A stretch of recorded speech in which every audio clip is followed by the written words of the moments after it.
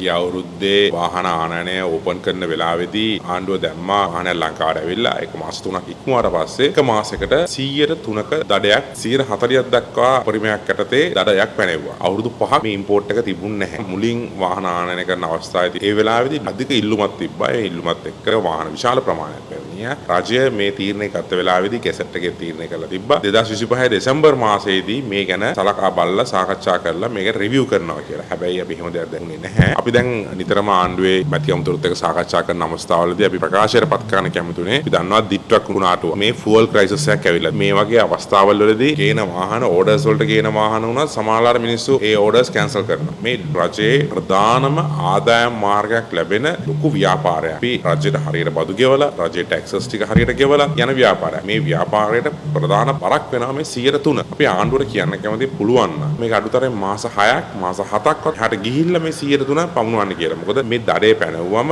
මේ ව්‍යාපාර කරගෙන යන අමාරු වෙනවා. අපි දන්නා වාහනයක් ආවට ගෙනල්ලා එකපාරට විකුණ ගන්න බෑ. මේ වාහනය අපිට සියලු ඩියුටිත් ගෙවලා යල්ල ගෙනල්ලායි අපි මේක අපේ ෂෝරූම් වල තියන්නේ. ඒකම දැන් මේ ඩොලර් එක ඉහළ යාමත් එක්ක දැන් සියලු දෙනා දන්නවා මයි පළවෙනිද ඉඳලා SSCL එක 2.5ක් වෙලා තියෙනවා. ඒකම yen එක ඩොලර් එක ඔසී ඩොලර් එක පවුම මේ හැම එකක්ම ගොඩක් ඉහළට ගිහිලා තියෙනවා. වාහන වල මිල ඉදිරියට එන ස්ටොක්ස් වල මිල ඉහළ යාමක් අපිට බලාපොරොත්තු වෙන්න පුළුවන්. ඒ කියන්නේ අපි ගත්තොත් Suzuki Wagon R රථයක් ලක්ෂ කමාරකින්, Honda Vezel වගේ රථයක් ලක්ෂ 3ක් වගේ ප්‍රමාණයකින්, Toyota Race වගේ රථයක් ලක්ෂ 2කමාරක් වගේ ප්‍රමාණයකින් මේ SSCL එකකින් හින්දා ඩියුටි වැඩි වෙන chance එක තියෙනවා. මොකද මේ SSCL එක වදින්නේ VAT එකට කලින්. ඒතකොට SSCL එකට VAT එකක් වදිනවා. ඒතකොට මේ ඉෆෙක්ට් එක පොඩ්ඩක් ඩබල් වෙලා තමයි වදින්නේ. ඒකේ මිල ඉහළ යාමක් අපිට දකින්න පුළුවන් පළවෙනිදෙන් පස්සේ.